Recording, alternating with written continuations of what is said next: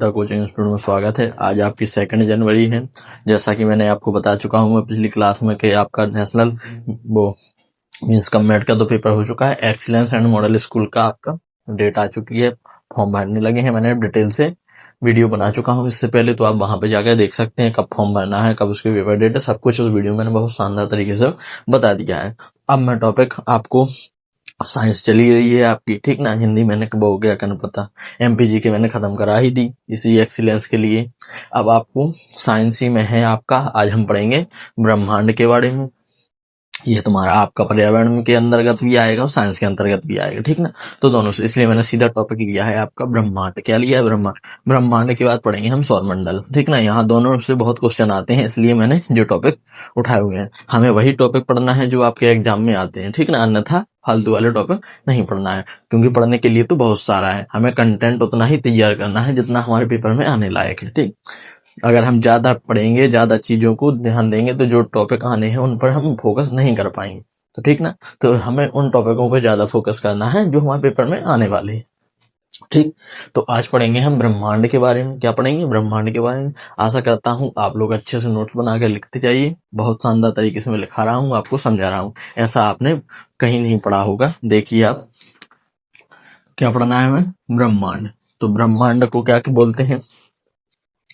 तो ब्रह्मांड को बोलते हैं द यूनिवर्स। इंग्लिश में क्या बोलते हैं? यूनिवर्स। यानी पूरे यूनिवर्स को हम क्या बोलते हैं?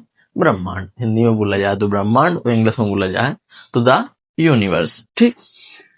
अब जो ब्रह्मांड का प्रतिपादन किसने किया था? तो प्रतिपादन पूछ ले, खोज पूछ ले कि किसने इस शब्द को पूछा या इस ब्रह्मांड शब्द के बारे में, तो ये है लॉर्ड लेमेंथियर। कौन है? लॉर्ड लेमेंथियर इनका नाम है। इन्होंने एक सिद्धांत दिया था, जो सिद्धांत है बिग बैंग थ्योरी। इसको बोलते हैं महाविस्फोटक सिद्धांत। क्या बोलते हैं? महाविस्फोटक सिद्धांत। अब इस सिद्धांत के बारे में हम पूरा डिटेल से जानेंगे। मैंने सब इसलिए पहले से बना दिया है जिससे आपको समझने में बहुत आसानी हो। तो देखते हैं उत्पत्ति कब हुई ब्रह्मांड की। तो माना जाता है लगभग 13.7 अरब वर्ष पहले। कितना? 13.7 अरब वर्ष पहले मानी जाती है ब्रह्मांड की उत्पत्ति, ठीक। तो हमें इसको पूछा जाता है क्वेश्चन कि ब्रह्मांड की उत्पत्ति कब मानी जाती है। तो लगभग 13 मान ली, आपको 13 अरब वर्ष याद रख लेना, या 13.5 अरब वर्ष, ठीक। तो 13.7 कभी कभी डेट यही आ जाती है, लेकिन 13 और 14 के बीच में ही आई, या तो 13 या 14, ठीक ना। तो आपको लगाना है। आइए अब लिखा है मैंने रॉबर्ट बेगेनोर के अनुसार। ये भी एक जियोग्राफर हैं जो जियोग्राफी के लिए माने होते हैं, जिन्होंने सौरमंडल के बारे में अभी हम पढ़ेंगे अगली क्लास में। अभी तो हम पहले ब्रह्मांड के देखते हैं। तो इनके अनुसार क्या बोला था, क्योंकि इन्होंने जो सिद्धांत दिया था उसके आगे के बारे में इन्होंने बताया था, ठीक ना। जो उसमें कमियां रह गई थी वो रॉबर्ट बेगेनर ने बताया था। तो ये जो आपका 8 क्लास में फॉर्म डालना है, तो इसलिए जी आपका इनको नाम याद करना ज्यादा जरूरी नहीं है, लेकिन मैंने आपको बताया, ठीक। क्योंकि यहाँ से जहां से क्वेश्चन बनना है वो बताता हूं मैं, ठीक। तो ब्रह्मांड की उत्पत्ति हुई कैसे है, ठीक। क्या हुई? ब्रह्मांड की उत्पत्ति। और आपके जो तारे, इसमें ब्रह्मांड के अंदर आपके सूर्य आएगा, ग्रह आएंगे, चंद्रमा आएगा, पृथ्वी आएगी, और फिर सौरमंडल के अंदर तो सभी आना, सभी ग्रह आने हैं, उसी के अंदर तारे, ठीक ना। तो हमें पहले तो आपके ब्रह्मांड के बारे में जानना है हमें अपने। तो ब्रह्मांड में क्या देखेंगे? तो देखना है ब्रह्मांड पहले एक आकाशीय पिंड है। क्या है? आकाशीय पिंड। आकाशीय पिंडों का आपस में क्या हुआ? आपस में टकराए। तो टकराने से क्या हुआ? विस्फोट हुआ। क्या हुआ? विस्फोट। वो फूटा। क्या हुआ? फूटा। एक विस्फोट होने के कारण वो कई कणों में टूटा। तो वो कई कण क्या है? आकाश गंगाएं हैं। क्या है? आकाश गंगाएं। तो वो कई 100 अरब आकाश गंगाएं। कितनी? 100 अरब आकाश गंगा। उस 100 अरब आकाश गंगा में से एक आकाश गंगा, ठीक। कितनी आकाश गंगा? एक आकाश गंगा के अंदर आपके कई 100 अरब तारे हैं। कितने तारे हैं? 100 अरब तारे, ठीक। एक आकाश गंगा के अंदर कितने तारे हैं? तो 100 अरब तारे हैं। उस 100 अरब तारों में से एक तारा है आपका सूर्य। कौन सा है? सूर्य। क्योंकि सूर्य एक तारा है, क्वेश्चन पूछा जाता है कि सूर्य क्या है, तो सूर्य सौरमंडल का मुखिया है, ठीक, और यह एक तारा है, इसके पास स्वयं का प्रकाश है। क्या है? स्वयं का प्रकाश।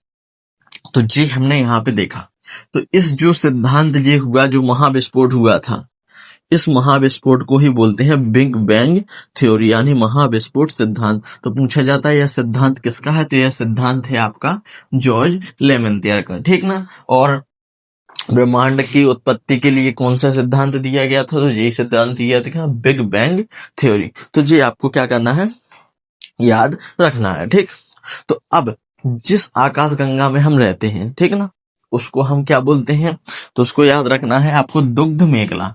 क्या कहते हैं? दुग्ध मेखला।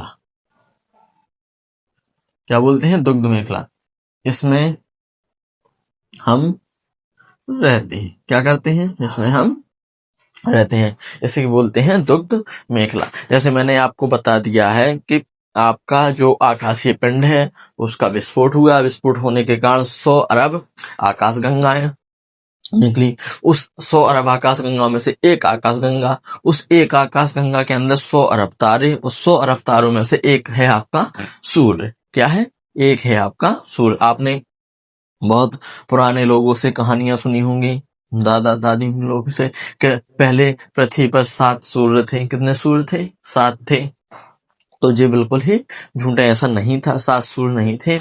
ये आपके सूर्य एक ही है, ठीक ना, एक ही तारा है, जिस जो मैंने बता दिया है 100 अरब तारे हैं, लेकिन उसमें से सिर्फ एक ही तारा है जिसके पास स्वयं का प्रकाश है। क्या है? स्वयं का प्रकाश। इसी सूर्य के प्रकाश से वो सभी तारे हमें चमकते हुए दिखाई देते हैं। जैसे हम रात के समय देखते हैं तो हमें तारे चमकते हुए टिमटिमाते दिखाई देते हैं, तो वो इसी कारण से दिखाई देते हैं, सूर्य के प्रकाश के कारण, ठीक ना, क्योंकि उनके पास स्वयं का प्रकाश नहीं है। तो सूर्य के प्रकाश से ही सभी ग्रह, जैसे चंद्रमा, ठीक, तो चंद्रमा के पास भी स्वयं का प्रकाश नहीं है, वो भी सूर्य के प्रकाश से प्रकाशित होता है।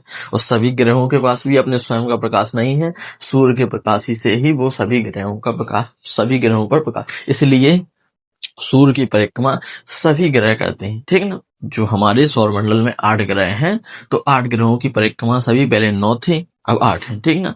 तो 9 एक था जो, उसको हमने हटा दिया, तो हम सौरमंडल में उसको बहुत डिटेल से जानेंगे, ठीक। तो हमने इतना देखा है अभी कि हम दुग्ध जो जिसमें हम मतलब रहते हैं उसको क्या बोलते हैं, दुग्ध मेखला, जिसको बोलते हैं इंग्लिश में मिल्की वे। क्या बोलते हैं? मिल्की वे। अब देखना है ब्रह्मांड, ठीक।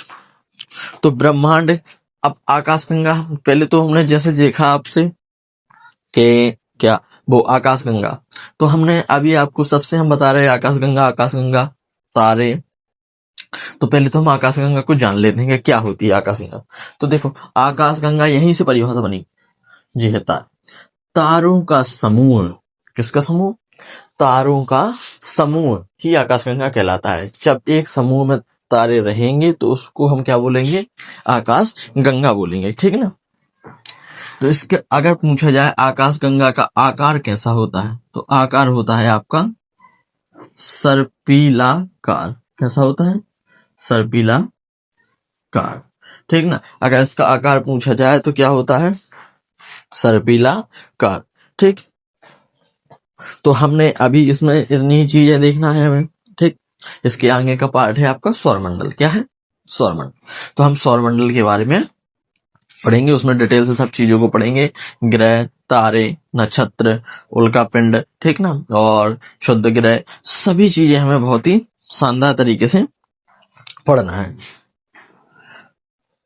तो अगर हम पूछें आपसे, जिस हम आकाश और वो सॉरी हमने यहाँ पे आपको बता दिया दुग्ध मेखला, तो दुग्ध मेखला का दूसरा नाम भी आप लिख लीजिए, जिससे मंदाकिनी। क्या बोलते हैं? मंदाकिनी, इसको बोलते हैं मंदाकिनी।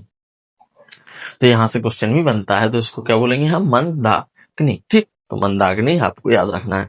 तो बने रहिए द बुद्धा कोचिंग इंस्टीट्यूट के साथ। आपको ऐसे ही अगले टॉपिक में हम अब चलते हैं, सौरमंडल के बारे में पढ़ेंगे, तो उसके लिए अगली क्लास होगी। आप जब तक बने रहिए the Buddha coaching institute by Pradeep sir के साथ, ऐसे ही अच्छे कंटेंट के साथ।